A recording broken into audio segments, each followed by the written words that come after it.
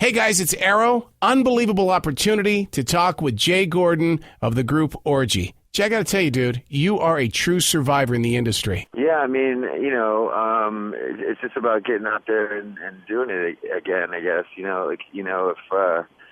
it was just kind of a weird thing. It was, I felt like I took a long enough break and, did lots of other things and, started DJing, doing a bunch of stuff like that, and finally decided, well, what are we going to do with this orgy thing? Like, you want to lose it? You want to keep going? What's going on? So, and my kid was kind of the deciding factor. Yeah.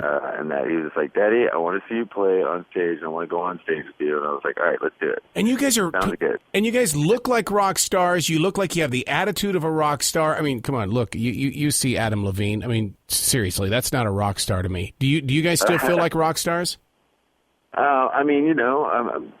And I'm sure in, several small suburbs were in the 90s we were considered rock stars, sure, why not,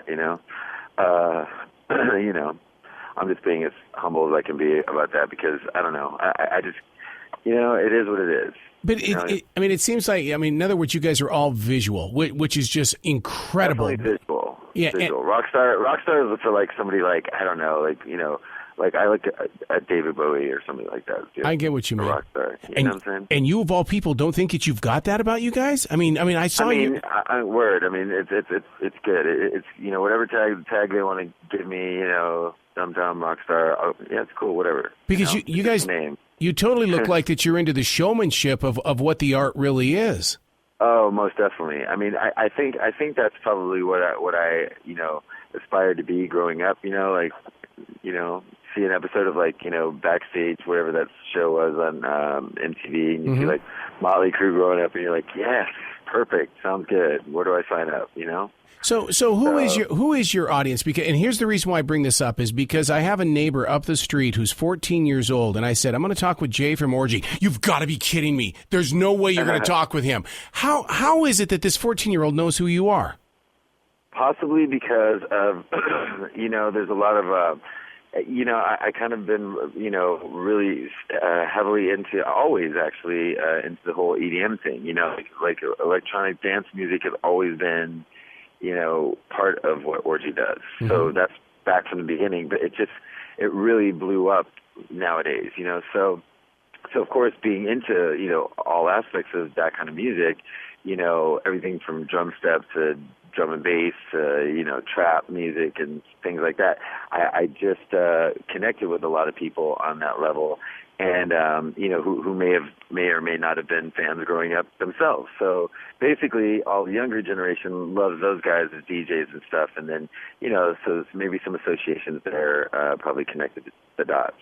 So that's cool. I'll take them. It's all good. Absolutely. And when you were talking about being a DJ and stuff like that, would you not say that in the past few years while you were doing that you were part of the survivors of what saved music? Because it seems like dubstep and electronic and all that has been the big savings grace of music, because you can turn on any top 40 radio station now, and it's because of what you guys were doing in the clubs underground that really has finally come up on top.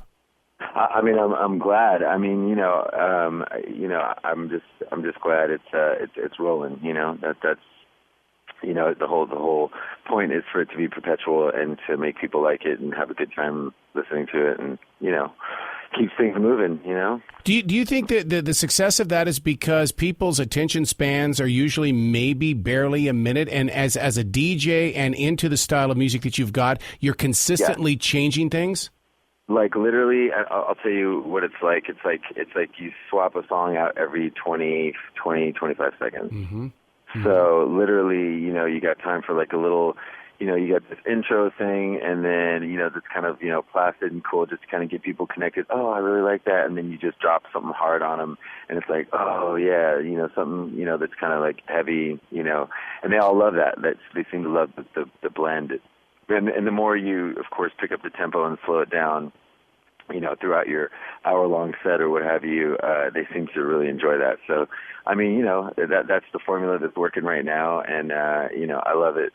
It's cool. Is it a formula or is it an art? Because RollingStone Magazine is just all over you guys and the style of music that you're bringing to life again. Yeah, it's kind of like, it's both. I think that there's the art of DJing, per se. Like the real DJs are guys with turntables and scratching, and there's amazing guys out there that do that kind of stuff, and and then there's like producer DJs. So I think there's a big debate over what's real, what's not real. It's all real. It just depends on I'm not going to enter any like scratch competitions. It's just not my thing. You know what I mean? I'm not that guy, but there's plenty of guys out there who do that, and that's not a dying form of DJing at all. It's like there's just people that do that, and I think it's just like any kind of music. It's like it's like there's country and western. You either go to the place that plays that stuff, or you go to the headbanger bar, or wherever. So it's just it just segregates like anything else. But that's just not people do that. You know what I'm saying? So. But people, tend to go like, oh, you're killing the art of DJing. Like, well, how? Like, like, look at all these people. What are you talking about? Do you ever look at an artist like, let's say, a Miley Cyrus and say, I can remix your song and make that a hit? Or do you listen to anything and go, you know what I could do with that song? I mean, you really can, though. You really can take a song that, I try to generally not like try to do any like country stuff, but but that's actually like been the topic of a lot of conversation lately. Like, yeah, let's take a country song and like make a sick drop on it. I'm like, I'm good on that one. What do you do when you're up on stage? Do you ever just sit there and go, watch this? I mean, how is it that, like, if you see a dead side, let's say the left side of the stage, do you sit there and go, we got to try something different? We got to do this. Yeah, definitely. Like that's like the biggest nightmare for a band, to be on stage. Referring to you're meaning like while you're on stage. Mm-hmm. And like, the left side of the crowd just doesn't seem like they're getting down. So like, you want to just do something. Yeah, exactly. I don't know. Yeah, it's tough. Generally though, if one side's doing something, then the other's going to be into it. But yeah, I know what you mean. Like if a crowd seems, listless or, like, it's like, it's weird. It's like you really have to get fired up to get them fired up, you know what I mean? Mm-hmm. And hopefully you don't suck that night and everything's going good. So, what about that vibration when the whole entire crowd is jumping up and down at the same time in one rhythmic flow? Yeah, that's the best feeling ever. Do you ever go, I did that?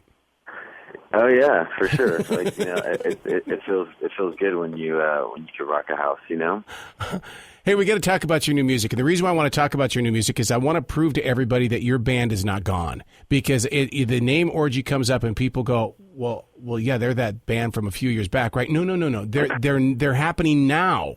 So what is it? You've got a new single that's coming out. What's the name of it? Talk to me about it. It's called Wide Awake and Dead, and it was also the name of our last tour. And it's everybody's like tripping on this whole zombie craze kind of thing, and it's about, I don't know, it's just about like everybody needs to take a little something for the head, like it seems like everybody's on something, you know what I mean, like some kind of, and so I think that like rather than people eating each other's flesh and doing all that kind of stuff, I think I'm getting, I just get a different vibration off this whole zombie apocalypse kind of thing. It's like me, I just think everybody's bombed out of their gourds and on different substances, and so that's kind of what.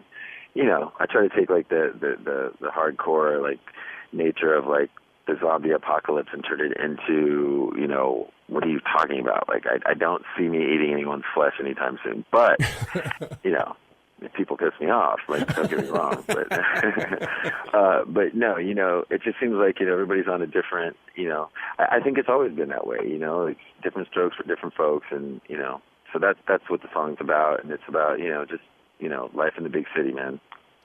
Big city. What was there a city that inspired you to do that? Or? Just in general. I've always been a city kid. Like grew up in San Francisco, live in L.A., and stuff like that. And it's just you just see a lot of different crazy stuff going on. And when you're out there, with your background up on stage, making crowds jump and stuff, do you ever get on the Pacific Coast Highway and just go, oh my God, I'm finally broken away from all that. I just need to veg. If I do, it's definitely because I don't know, somebody talked to me a lot about like, Jay, you really have to go to the beach today. I'm not taking no for an answer. I'm just not a beach guy. I'm not a surfer. Really? Not do it, but but I do enjoy the cleaner air over there. I mean, it actually makes me cough because it's too clean, and I'm just like, whoa, like when I fly home to San Francisco, it's the same thing. It's just like super clean air, and it kind of screws me up, to be honest.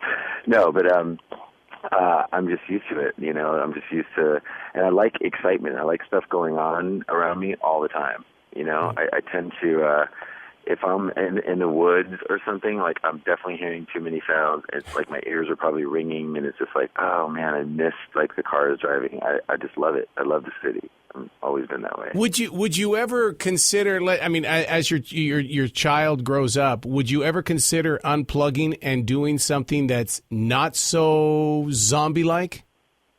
No, I honestly, like, you mean for my kids' sake? I mean, for like a life or just, thing? I mean, as you get older. I mean, there was one time where never going to be Crosby, Stills, and Nash. You can't do it. It's not, if there's too many cool things, like that you can do with electrons and things like that like you just can't.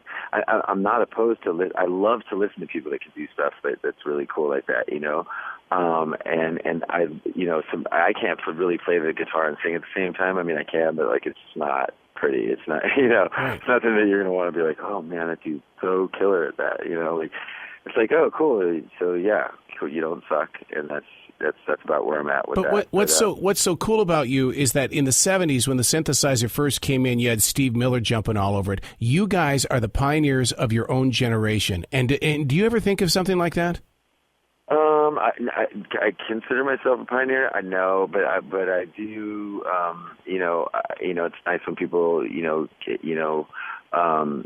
appreciate you for what you've done and stuff like that. And I like to be influential, and I like to push boundaries and stuff. Like I think that some of this new music that I'm working on right now is kind of, I like to bounce around, and it's probably the ADD in me, but I definitely like to genre hop and do whatever I want to do, and that's kind of what Orgy was all about to begin with, and that's my story, and I'm sticking to it. You bet. So, it's an energetic light show still, right?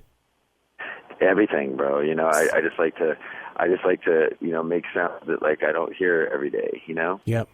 I just want people to realize that when they come to see you guys, there's energy, there's a performance, it's showmanship, and when they walk out of there, if they are not sweating and half dead, that's their problem. They missed out somewhere.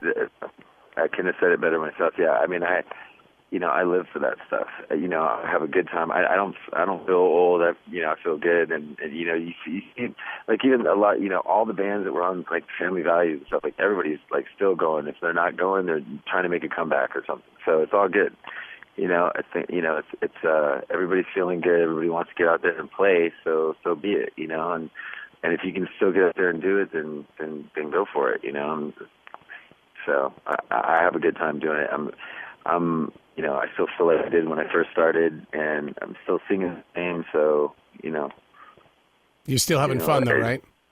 Totally. It's all about the fun. I think that's, that was a big reason for me, like, kind of, exploring so many other things. I was having fun doing that, and it felt like the rock and roll thing got a little stagnant for a minute, and it's all feeling good again, and I want to kill it. I want to go out there and just, have a great time. And got a new band, and everybody's really stoked, and a bunch of young pissed off kids. They're having a great time doing it too, and it took a little bit for the fans to get to be acclimated to the new band, and I think that people are starting to feel that now, and I think they're really going to be feeling this new music. So, looking forward to getting out and playing for people. Absolutely. Now I know you're going to be in Charlotte at the Chop Shop, which is going to be on the 11th. And from the Chop Shop, where do you grow from there? Not go, but grow. Where are you going? Absolutely. Well, I'm hoping that if the record does what I think it's going to do, I think that sky's the limit. We just want to keep pushing the boundaries, putting out more music, and definitely be doing a lot more recording and trying to keep everybody focused on the project as opposed to, well, are we going to play this month? Are we going to do this? Are we going to do that? I think the new record and the band coming together and culminating to create a bigger situation is going to put us in some unique, media situations where we'll be exploring a lot of new, ways to get an audience, basically, Yep. And what to do with that audience, you know? Yep. Hey, in the 1990s, Hootie and the Blowfish, just to say Hootie on the radio was the coolest thing. Now I can say Orgy on the radio and get away with it. Yeah, that's just awesome, dude. Jay, for sure. thank you so much for taking the time to talk with me today, guy. Oh, no problem, man. You were great. Thanks. And I can't wait to see you guys on the 11th at the Chop Shop in Noda. That's right. We'll be there. So, have all the people come and enjoy the show with us. And it should be good. It should be a good show. I'm looking forward to it. Astrid is a really good band, too. So they're going to have a blast. And they're bringing all their, crazy stage props. And there should be lots of good lights and lots of fun stuff. So, It's all about the experience then, isn't it? It's showmanship. It's not just going to a concert to see a jukebox. You guys are all about the showmanship. For sure.